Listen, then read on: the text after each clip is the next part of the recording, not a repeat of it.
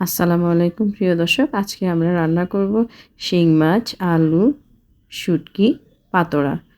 নোয়াখালীর ভাষায় এটাকে বলে পাতোড়া। প্রথমে নিয়ে নিলাম সরিষার তেল, দিয়ে দিলাম পেঁয়াজ কুচি।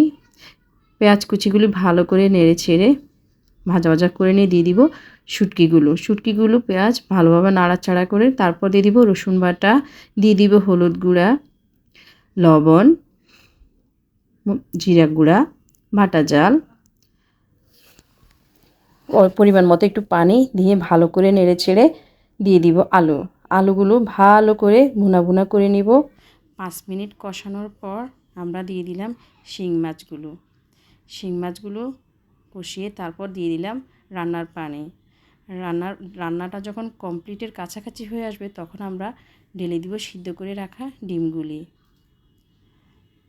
তারপরে দিয়ে দিলাম পেঁয়াজ কুচি, কাঁচামরিচ, ধনিয়া পাতা, সব কিছু দিয়ে রান্না করা হয়ে গেল।